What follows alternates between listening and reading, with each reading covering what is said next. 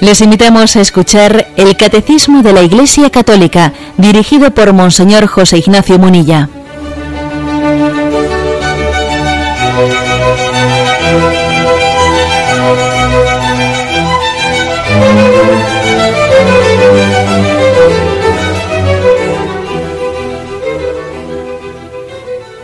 Un cordial saludo a todos los oyentes de Radio María.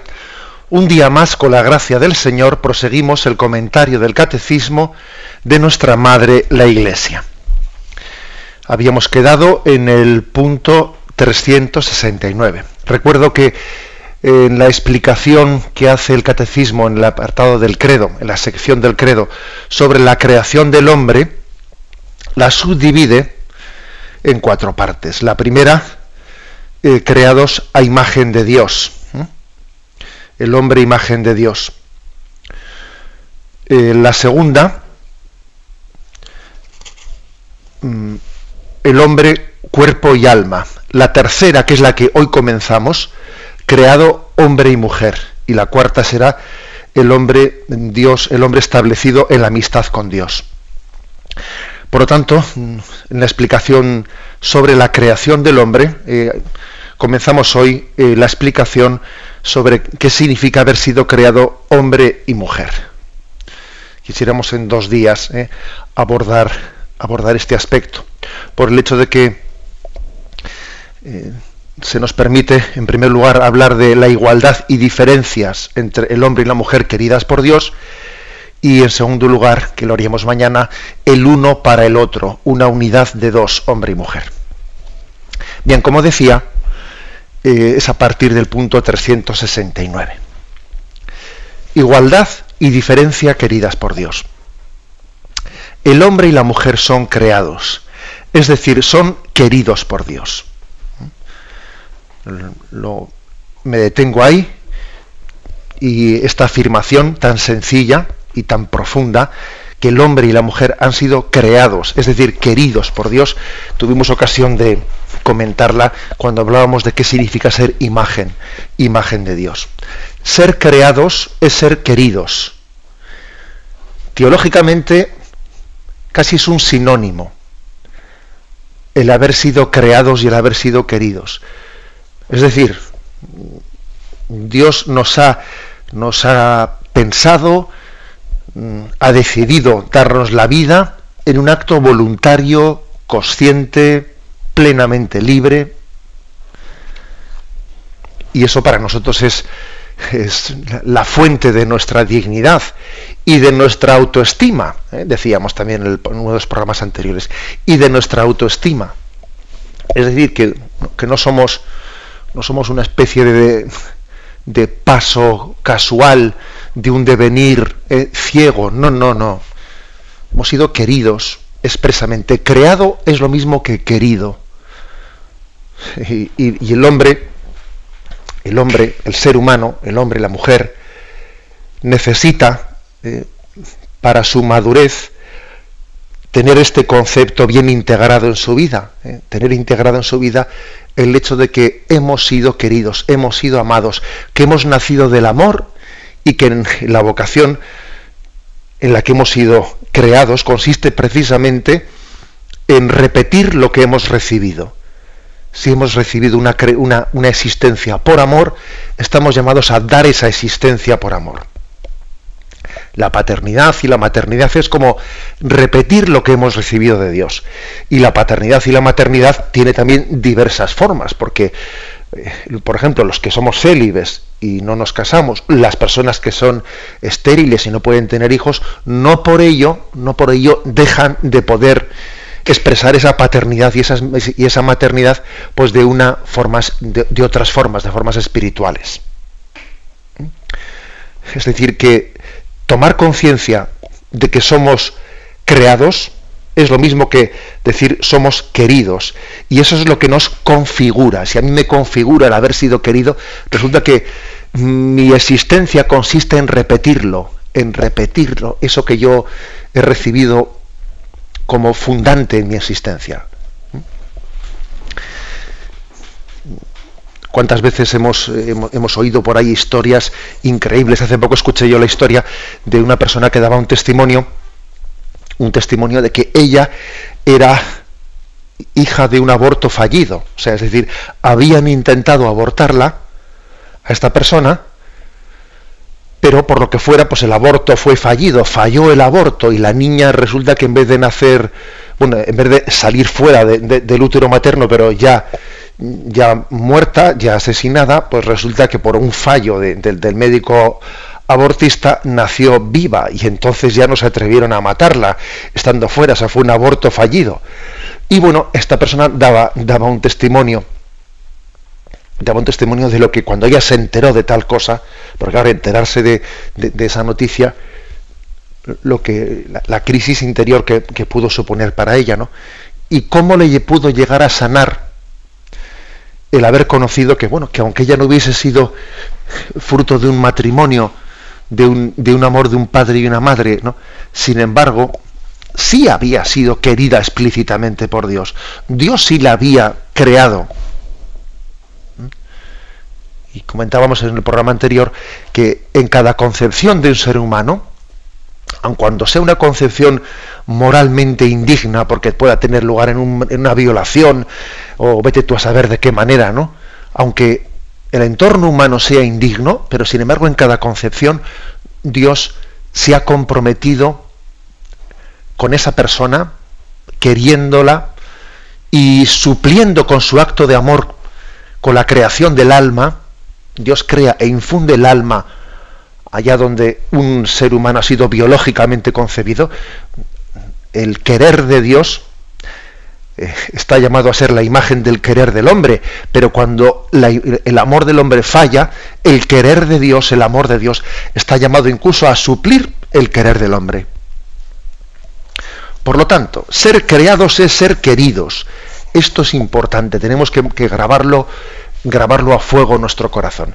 Nosotros a veces, cuando hablamos del tema de la creación, solemos hablar un poco en un tono de curiosidad, a ver cómo surgió esto, cómo fue el principio, qué teorías explicativas hay, ¿no? Parece como si la creación, el tema de la creación, tuviese principalmente la finalidad, el objeto, no sé, de satisfacer dudas o curiosidades intelectuales, ¿no? Pudo ser así, pudo ser de otra manera. Si es que lo de menos es eso, ¿eh? Es la satisfacción de una duda. Hombre, es verdad que también tenemos derecho a preguntarnos el cómo, ¿eh? Cómo, o sea, porque somos seres racionales y también conocer nuestro origen es legítimo, ¿no? Y preguntarnos. Pero lo principal del dato de la creación no es tanto satisfacer una duda de cómo comenzó esto, sino ¿por qué comenzó esto? Y la respuesta es ¿por qué hemos sido amados? ¿Por qué hemos sido queridos? Es más importante eso que la curiosidad de cómo. Hay un acto de amor, pues, en la concepción del hombre. Bien, sigue adelante este punto, el 369, y dice: el hombre y la mujer son creados, es decir, son queridos por Dios. Por una parte, en una perfecta igualdad, en tanto que personas humanas. Y por otra, en un ser respectivo de hombre y de mujer. En una perfecta igualdad, dice, perfecta igualdad en la dignidad de la persona humana. El concepto de persona humana en gran parte le debe al cristianismo, en la historia del cristianismo le debe muchísimo. El cristianismo, no voy a decir que haya inventado el concepto de persona, pero sí que lo ha formulado y lo ha popularizado y ha hecho de él, pues, un elemento común para todos nosotros, ¿no? El concepto de persona en gran parte se ha elaborado en la historia del cristianismo gracias a la encarnación, gracias a la reflexión que hemos hecho en el misterio de la encarnación, es decir, una persona divina se ha hecho hombre. Y es esa persona divina la que, sin dejar de ser él, persona divina, adquirido nuestra condición humana. Y esa reflexión sobre la encarnación, eso ha ayudado mucho a entender qué es ser persona, o sea, la dignidad de ser persona. Sí, claro, por ejemplo, ¿cuántas veces hemos hecho la reflexión de decir, es que si alguien hubiese atentado contra Jesús en el seno de María, imaginaros, ¿no?, que alguien hubiese atentado intentando provocar, ¿no?, pues un aborto durante el embarazo de María. Bueno, no únicamente hubiese cometido un homicidio, es que también podríamos decir que hubiese hecho un intento de deicidio, o sea, de atentar contra el Hijo de Dios, contra la persona del Verbo encarnada. O sea, es decir, que nos ayuda mucho en la cristología, nos ha ayudado para entender el concepto de persona. Entender que la dignidad de la persona no está sobre todo en la perfección de la naturaleza. Porque claro, si la dignidad de la persona estuviese en la perfección de la naturaleza, pues es que entonces uno diría, claro, pues esta raza es más digna que esta otra porque tiene bastantes más centímetros de altura. Y además esta otra raza es más digna que esta porque, fíjate, pues porque tiene un coeficiente intelectual superior. Y esta otra raza y esta persona tiene una naturaleza enferma y claro, no tiene expectativas de futuro, luego tiene menos dignidad que esta otra que tiene más expectativas de futuro. Es decir, es que si la dignidad de la persona, si la dignidad del ser humano la ponemos más en la naturaleza que en la persona, es que le hemos fastidiado. Eso es precisamente, ¿no?, lo que ha ocurrido pues en tantas luchas raciales. ¿Qué decir, no, del nazismo, de la locura nazi en el siglo XX? ¿Qué decir, no, de esos enfrentamientos tribales, etcétera? ¿Qué decir de ello, no? El problema está detrás de eso, no se ha descubierto el concepto de persona. Aquí nuestra dignidad no está tanto en nuestra naturaleza. El hecho de que alguien sea anciano, sea joven, el hecho de que alguien sea enfermo, sea sano, sea rico, sea pobre, sea más coeficiente intelectual, más alto, más bajo, eso no es lo que le da la dignidad. No le da la dignidad su naturaleza. La dignidad se la da el ser persona. El ser persona. Bueno, digo que la historia del cristianismo ha ayudado mucho en la elaboración de este concepto de persona. Y, por ejemplo, cuando pues, se hace esa declaración de los derechos humanos en la ONU después de la Segunda Guerra Mundial, eso de decir todos los seres humanos son iguales en dignidad, hombre, supone ya un reconocimiento explícito del concepto de persona. Oye, que somos personas, independientemente de que nuestra naturaleza, ¿no?, pues pueda ser diferente o pueda tener grados, o sea que eso es totalmente secundario comparando con la dignidad de persona. La persona es un tú. Es un tú, es un interlocutor para Dios. Si es un interlocutor para Dios, ¿cómo no va a serlo entre nosotros? Si Dios le reconoce la misma dignidad a ese enfermo que a ti, ¿cómo tú puedes decir, ese es un enfermo? Pero bueno. Bien, como veis, es una gran afirmación de la doctrina cristiana, la igual dignidad de todos los seres humanos y obviamente la igual dignidad del hombre y de la mujer, claro, que es hacia donde va el punto que hoy estamos explicando. Perfecta igualdad y al mismo tiempo es un ser respectivo de hombre y de mujer, es decir, Dios nos ha creado al hombre y a la mujer, ya lo veremos también en las imágenes bíblicas, en una igualdad, pero además también creados llamados a la comunión entre el uno y el otro. O sea, no nos ha creado para que seamos islas, no, sino nos ha creado con esa tendencia, con esa capacidad, con esa vocación a la comunión entre el hombre y la mujer. O sea que el concepto de persona El concepto de persona no es un concepto que nos aísle, no. El concepto de persona precisamente nos dignifica en la medida que estamos abiertos al otro, primero a Dios, y también el uno al otro, el hombre a la mujer. Y la amistad también, por supuesto, no únicamente esa unión esponsal, también la unión de la amistad entre nosotros y la paterno-filial, etc. Es decir, que como personas nos configura la relación. La relación. Por eso esas imágenes falsamente, ¿no?, románticas de el hombre aislado, como si el hombre aislado fuese pues el hombre no contaminado, pues eso es un gran error. Es un gran error el pensar que el hombre que se aísla es el que no se contamina de las influencias nefastas de la sociedad. No. El hombre que se aísla no crece. Ese hombre náufrago de una isla no es un hombre más digno, todo lo contrario. Todo lo contrario. Estamos llamados a crecer en conciencia de dignidad en nuestras relaciones. Bien, este es el introito que hace aquí para esta reflexión sobre la igualdad y diferencias queridas por Dios entre el hombre y la mujer. Tenemos un momento de reflexión y José Ignacio Munilla.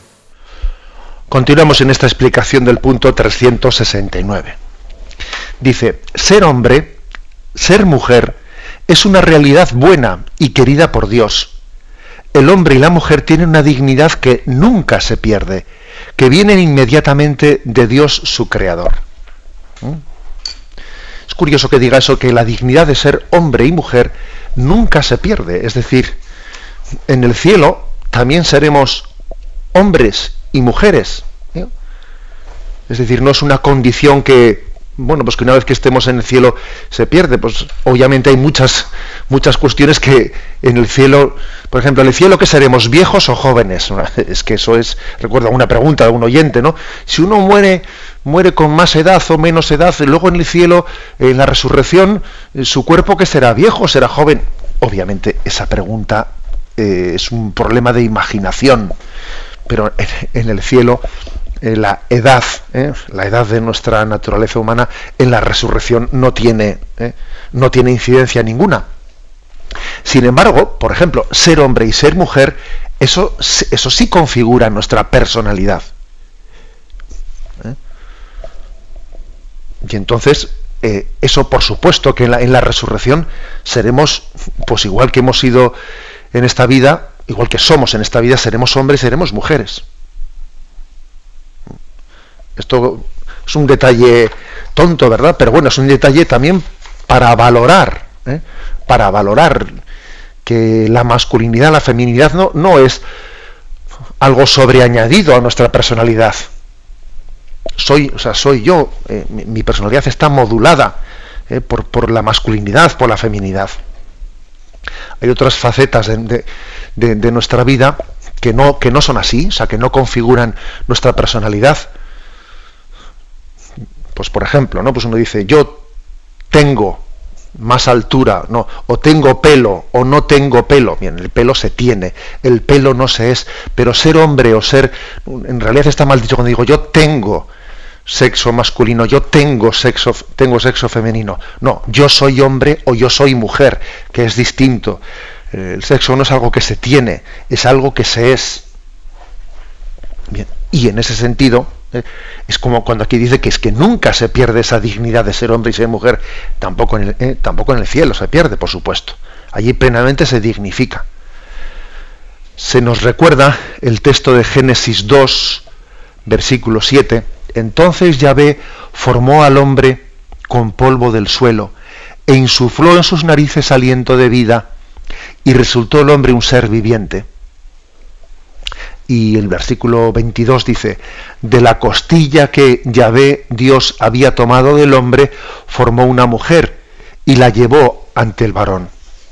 Bueno, ¿por qué recurre aquí a estos dos versículos del libro del Génesis? Pues obviamente recurre a ellos para que se vea cómo medio de ese género literario, esa forma de expresión, pero hay como un remarcar que Dios nos ha querido hombre o mujer. O sea, Dios ha intervenido en esa creación con esa diversidad dentro de la igual dignidad entre el hombre y la mujer. ¿Por qué igual dignidad? Pues porque la dignidad, hemos dicho, que está en el ser persona, y ser persona pues es algo plenamente, o sea, es algo que antecede al ser hombre o a ser mujer, ser persona. Y sin embargo, ser hombre y ser mujer, aunque comparte la misma dignidad, pues tiene formas de expresión y formas de modulación de esa personalidad distintas. O sea, Dios nos ha querido iguales en dignidad y distintos en nuestra forma de ser, ¿no? Dicho de otra forma, podríamos decir sí a la igualdad, ¿no? Y no al igualitarismo. Lo digo porque también quizás hoy en día estamos observando un tipo de feminismo que, reivindicando la igualdad entre el hombre y la mujer, en el fondo es cometer un error, ¿no? Y es pensar que para remarcar la igual dignidad hay que borrar las diferencias entre el hombre y la mujer, ¿no? Y hay que hacer una especie de cultura unisex, ¿no? En el sentido de que la mujer parezca hombre, el hombre parezca mujer. No, eso es un gran error. Es un gran error el pensar que haya que borrar, ¿no? Pues todas las diferencias características del ser hombre y ser mujer para desde ahí fundamentar la igual dignidad. No, la igual dignidad hay que fundamentarla en otras cosas, ¿no? No en hacer una imagen de un marimacho o de un hombre afeminado. Eso es un error. Bien, seguimos adelante. Y dice, el hombre y la mujer son con la misma dignidad imagen de Dios. En su ser hombre y su ser mujer reflejan la sabiduría y la bondad del Creador. Ser hombre y ser mujer, bueno, pues es que, claro, yo soy consciente que es difícil ahora traducir esto, ¿no? Si un oyente me preguntase, bueno, a ver, ¿de qué manera el ser hombre y el ser mujer reflejan aspectos distintos, ¿no?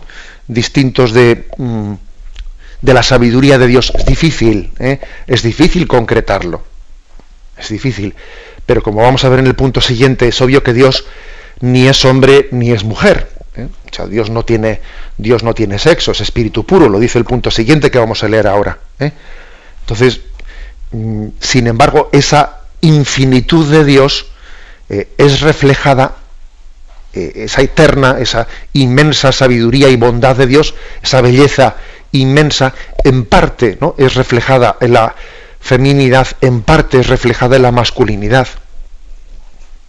Cada uno de nosotros es como cuando suele ocurrir, ¿no?, que el rayo de luz entra por un cristal de esos que hace que se divida en esa luz, ese rayo de luz en una multitud, en un diafragma de colores. Pasa el rayo de luz por un cristal, se divide en un haz de colores. Bueno, algo así ocurre, ¿no? Dios, al crearnos, en el hombre y en la mujer, pues expresan matices distintos que reflejan la imagen de Dios de formas complementarias y distintas. Pasamos al punto 370, ¿no?, que dice: Dios no es en modo alguno a imagen del hombre, no es ni hombre ni mujer. Dios es espíritu puro, en el cual no hay lugar para diferencia de sexos. Luego seguimos leyendo, habíamos adelantado ya lo que afirmaba este punto. Bueno, esto es importante, es importante el decir, Dios no es a imagen nuestra, sino que nosotros somos a imagen de Dios. Uno de los problemas que solemos tener a veces es que cuando a Dios le llamamos Padre, claro, a veces quien ha tenido una mala experiencia de paternidad en esta vida tiende a pensar, uy, Dios es Padre, pues como sea como el mío, y parece que está proyectando en Dios el concepto de, bueno, que se entiende, ¿no? Se entiende que tengamos esa tendencia, pero claro, eso hay que purificarlo. Es decir, somos nosotros a imagen suya, no Él la imagen nuestra.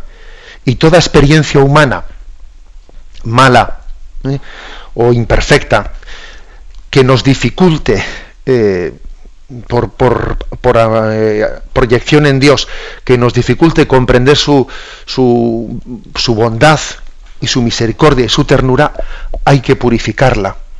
Dios es más, Dios está por encima de, incluso, por cierto, incluso una mala experiencia que haya tenido con un sacerdote, incluso una mala experiencia que haya podido tener en el seno de la Iglesia con un ministro de Dios, etc. O sea, Dios está por encima. Dios se sirve de sus ministros, se sirve de un padre, se sirve de una madre, pero al mismo tiempo Dios está por encima de.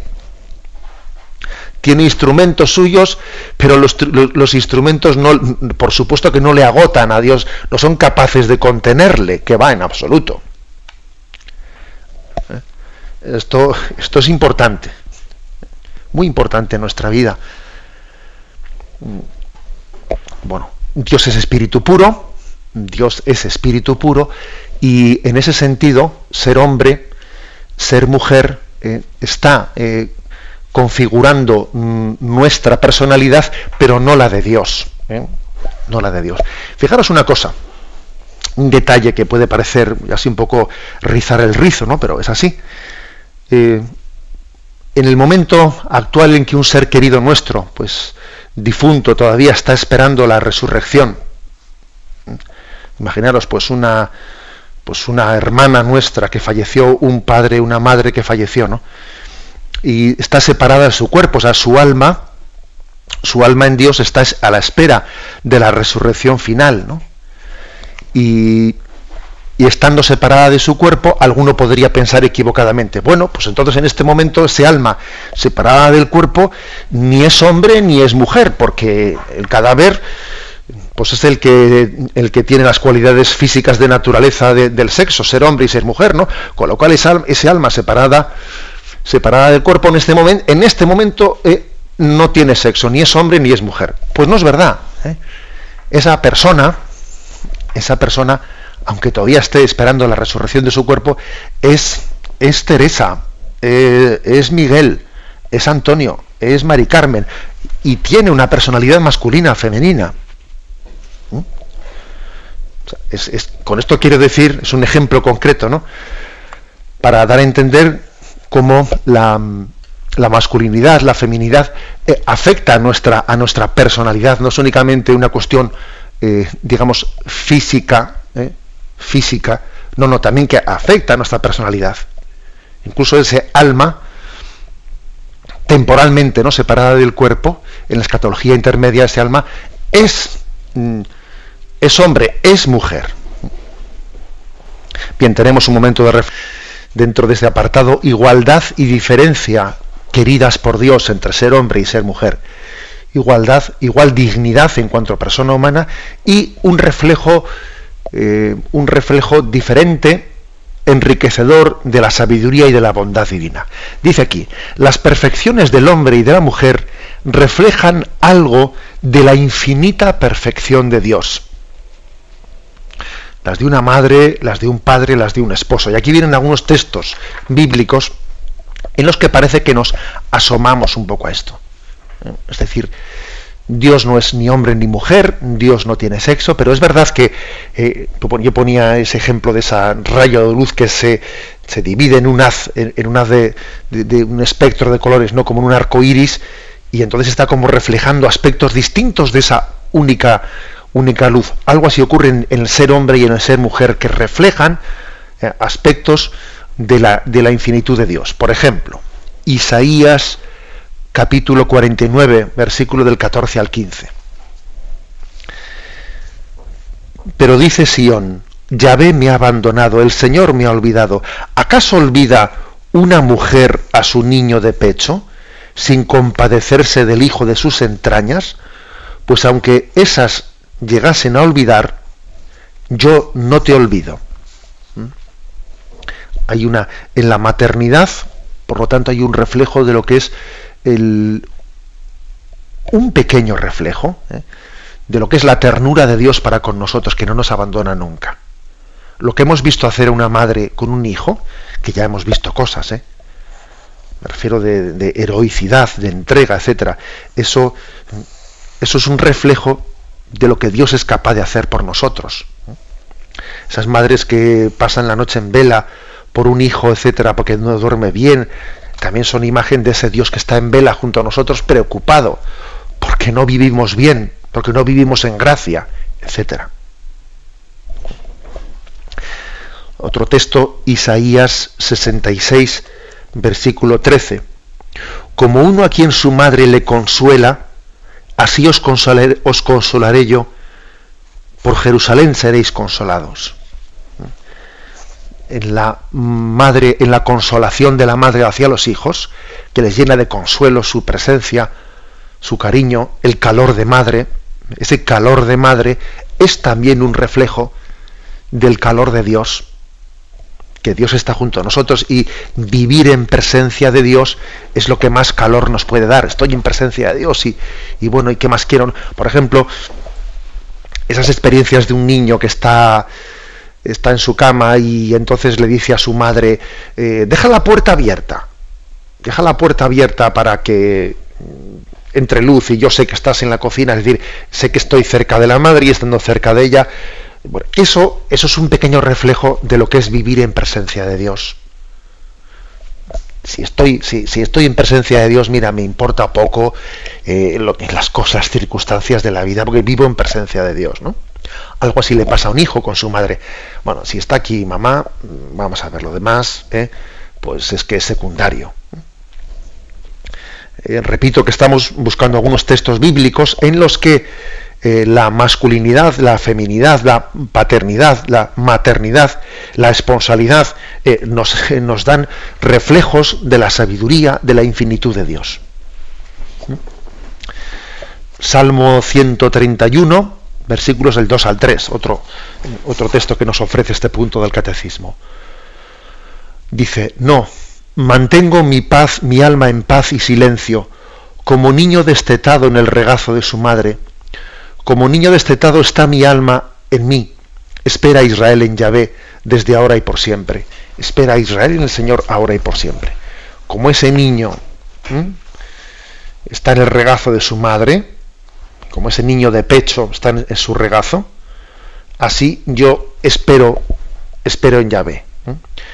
Pocas imágenes hay, ¿no?, para lo que es el abandono en manos de Dios. Mira, abandónate en manos de Dios, aprende a confiar, ¿no?, como un niño en brazos de su madre. Así es, ¿no? Pues me acuerdo que el otro día le visitaba a un enfermo que va a entrar pues en un quirófano y en una operación bastante seria, y charlábamos un rato y le dije, mira, tú vete a esa operación como un niño en brazos de su madre, ¿no? O sea, hace ese acto de confianza en Dios, como un niño en brazos de su madre. Así confía y entrégate. Tú encomiéndale ese médico a Dios, pídele que el Espíritu de Dios le ilumine, que dirija sus manos, y vete como un niño en brazos de su madre. Así también nosotros, ¿no? Esa imagen nos enseña a nosotros a confiar en Él. Otro texto que se nos ofrece, Oseas, capítulo 11, versículo del 1 al 4. Cuando Israel era niño, yo le amé, y de Egipto llamé a mi hijo. Cuanto más los llamaba, más se alejaban de mí. A los Baales sacrificaban, y a los ídolos ofrecían incienso. Yo enseñé a Efraín a caminar, tomándole por los brazos, pero ellos no conocieron que yo cuidaba de ellos. Con cuerdas humanas los atraía, con lazos de amor, y ella era para ellos como el que alza un niño contra su mejilla. Me inclinaba hacia él y le daba de comer. Es decir, ¿cómo es Dios? Dios es como el padre y la madre que tiene esa ternura y esa paciencia hacia un hijo que va detrás de él, y en vez de que el hijo desee el bien parece que desea el mal, y entonces es el padre y la madre el que tienen que decirle al hijo, pero que eso no es bueno para ti, que eso te destruye, y tiene que ir el padre y la madre marcándole y recordándole, y a veces con frustración, pues lo que es el bien para él. y tiene la santa paciencia de 70 veces 7, de volver a empezar, como un padre y una madre no se cansan nunca de dar una nueva oportunidad a su hijo.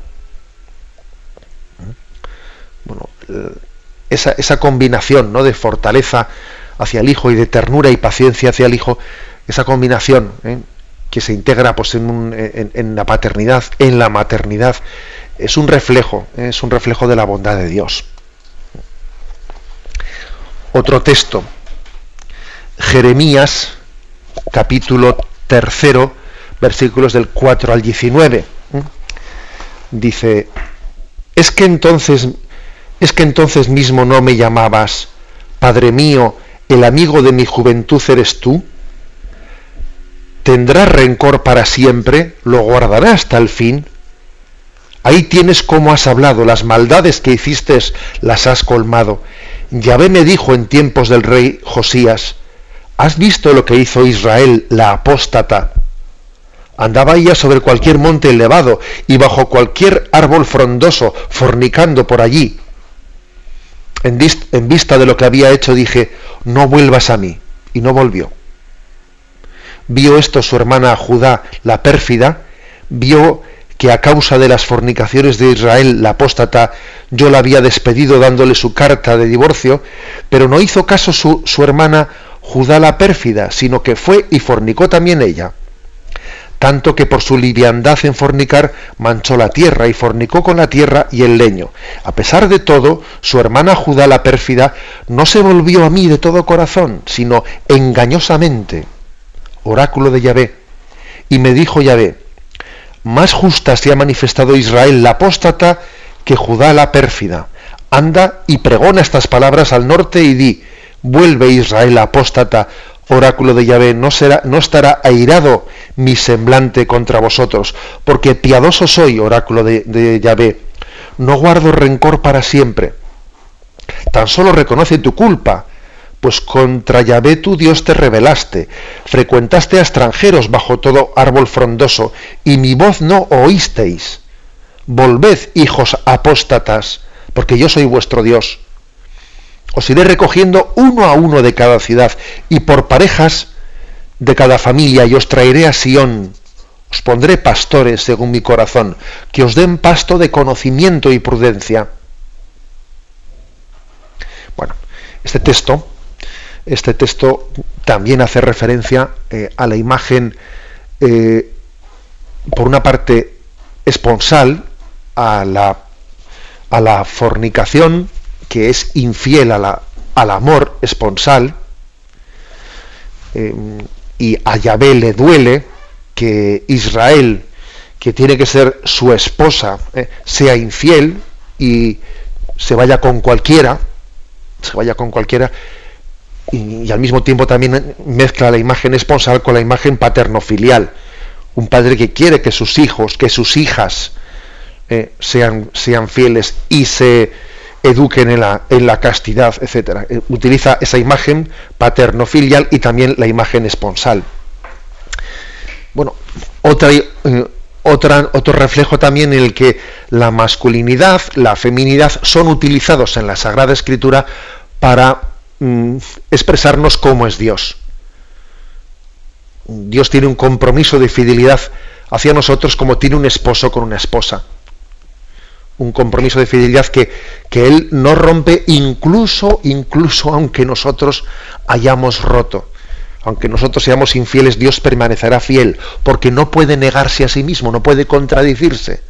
Dios no puede ser malo aunque quiera. Fijaros bien, Es decir que, bueno, pero Dios no lo puede todo, ya. Dios lo puede todo, pero Dios no puede contradecirse. Entonces Dios no puede ser malo ni aunque quiera.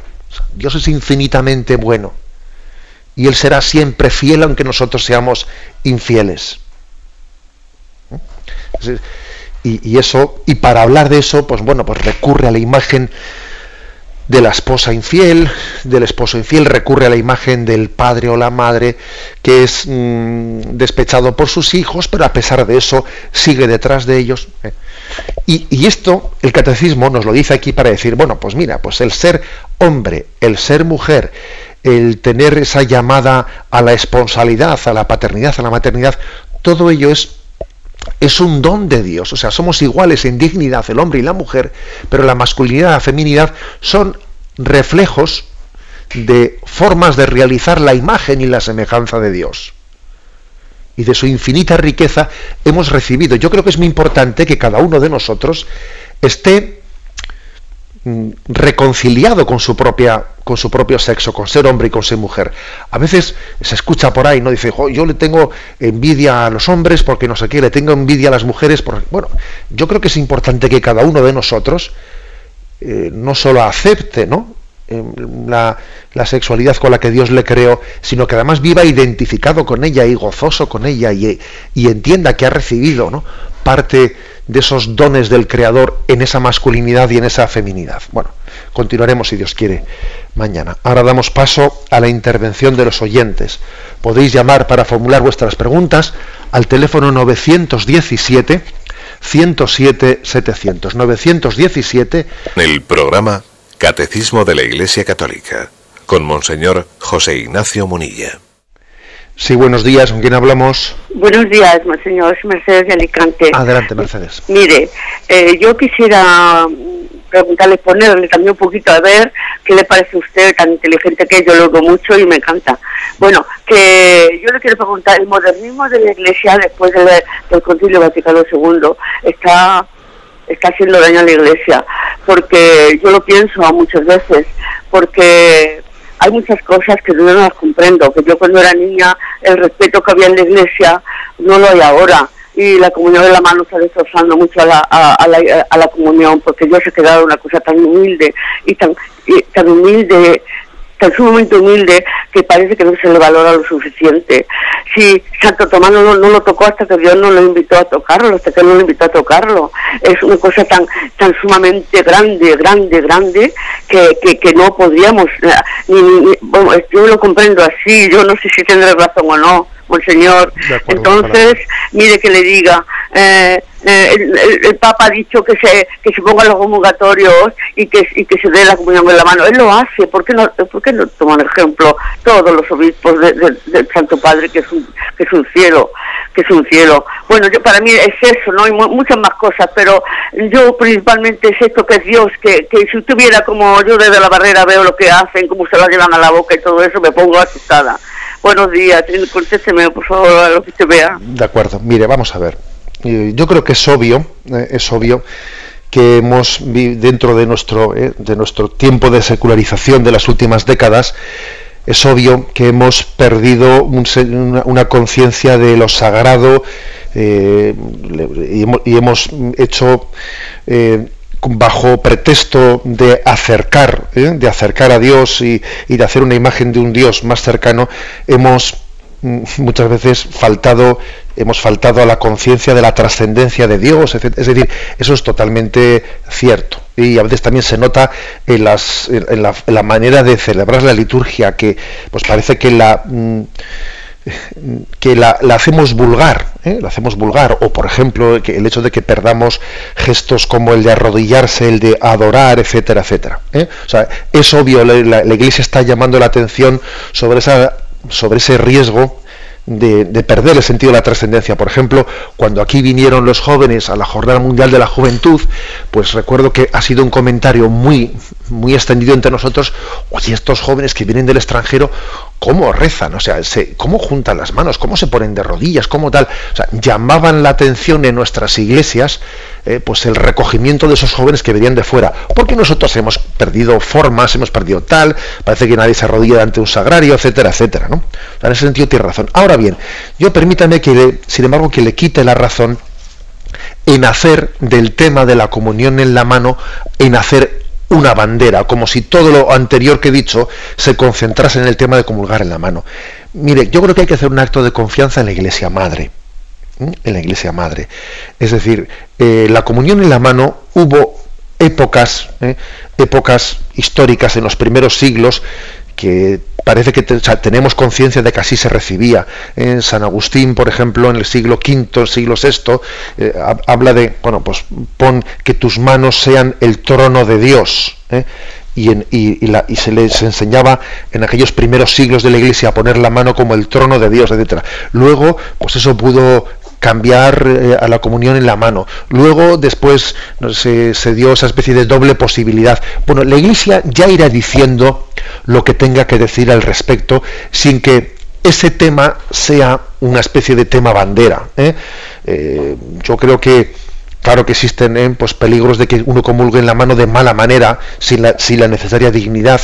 Claro que eso también a veces lo vemos, que alguien le pone en la sagrada forma en la mano y se lleva la mano a la boca.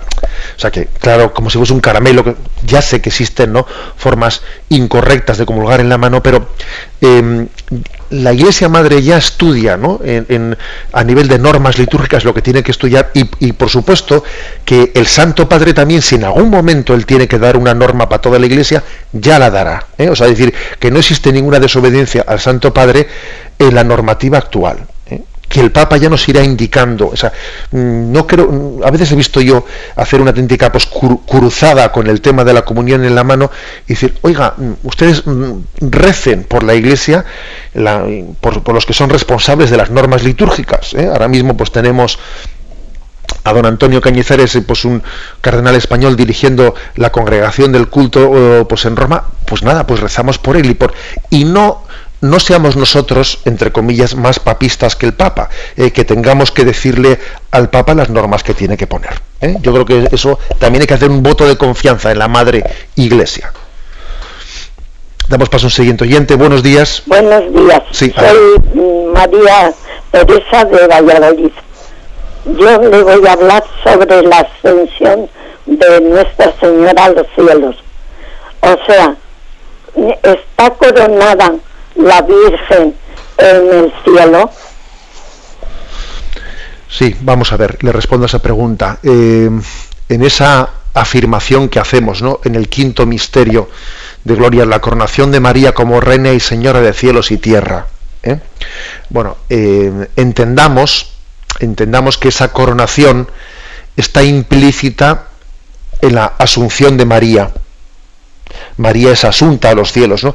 Y cuando es asunta a los cielos está participando plenamente de la gloria de su Hijo Jesucristo. Por lo tanto, no es que no tenemos que pensar que la coronación es como si posteriormente, después en el cielo, se hubiese hecho pues una especie de fiesta complementaria en la que a María se le hubiese declarado reina de... No, en la propia ascensión María participa, asunción, en la propia asunción a los cielos, María participa de la gloria de su Hijo Cristo Rey.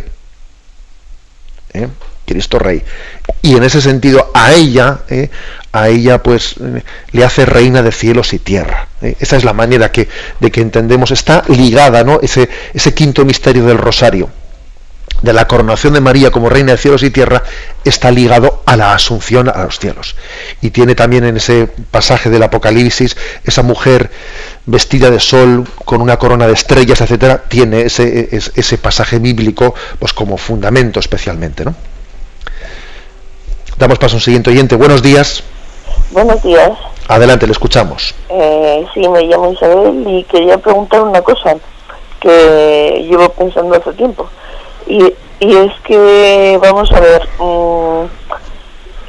Jesús dijo que Dios es espíritu y verdad, y bueno, y también amor, desde luego. Entonces, ¿por qué, por ejemplo, cuando se hacen funerales siempre se dice que el alma de esta persona vaya a la luz? Bueno, vamos a ver, yo creo que ese término se refiere a que en el momento de nuestra muerte el alma inmortal comparece ante la luz de Dios. Dios es la luz sin ocaso, ¿no? Y entonces ese juicio particular es es como un presentarse ante la luz. En Dios no hay oscuridad. Él deja patente toda nuestra vida. Ante la luz de Dios no hay sombras. O sea, el juicio de Dios en el fondo consiste en hacer luz en nuestra vida. Yo creo que ese es el significado, ¿no?, de esa expresión de comparecer ante la luz. Damos paso a un siguiente oyente. Buenos días. Hola, buenos días. Sí, adelante, le escuchamos. Pues mire, que yo quería preguntar, porque las personas que, como ha dicho usted, la distinción entre hombre y mujer en el alma, pues quería saber si las personas que son homosexuales, que eso se nace así, de esa manera, cuando llega el momento de la muerte, esas personas recobran su identidad que no transgredida. Bien, mire usted, ser homosexual no es un tercer género, es decir, se es hombre o se es mujer, no se es homosexual. Una persona, un hombre, una mujer puede tener tendencias o ciertas tendencias homosexuales. Es un hombre o una mujer que tiene ciertas tendencias homosexuales, pero no es homosexual. Es hombre o es mujer. Yo creo que también eso lo tenemos que tener claro. O sea, la homosexualidad, ni la transexualidad, ni nada por el estilo, no es una condición, un género diferente, porque no hay más que dos géneros, el masculino y el femenino. La ideología de género nos quiere meter, ¿no?, pues un concepto como si aquí hubiese, además de sexo masculino y sexo femenino, hubiese más cosas, ¿no? Y por supuesto que un hombre o una mujer que hayan tenido en esta vida ciertas tendencias homosexuales, que por otra parte las tendencias homosexuales no tienen por qué ser definitivas y eternas, sino que también pueden ser educadas, pueden ser conducidas, o sea, eso es obvio, ¿no? Bueno, pues también obviamente en la resurrección, en nuestra vida, el ser hombre y el ser mujer estará plenamente dignificado y centrado en Dios, porque nuestra afectividad en el cielo alcanzará la perfección del hombre y de la mujer al estar centrados en Dios. Allí la homosexualidad no tendrá ninguna razón de ser. Fíjese usted que incluso el matrimonio, nos dice Jesucristo que no tendrá razón de ser, que allí no seremos esposo y esposa, sino seremos como ángeles unidos a Dios. Luego, imagínese, aplique usted eso a la homosexualidad, bueno, que ya o a una cierta tendencia homosexual, no a la práctica, que por supuesto no ha lugar algo pecaminoso, pero vamos, no me refiero a nada pecaminoso, sino a una cierta tendencia. No habrá lugar, porque incluso la propia tendencia esponsal tampoco tiene lugar en el cielo. Digamos, el amor de Dios es el que finaliza plenamente nuestro corazón, ¿no?, y el que eleva al hombre, al ser humano, a su máxima perfección. La bendición de Dios Todopoderoso, Padre, Hijo y Espíritu Santo, descienda sobre vosotros. Alabado sea Jesucristo.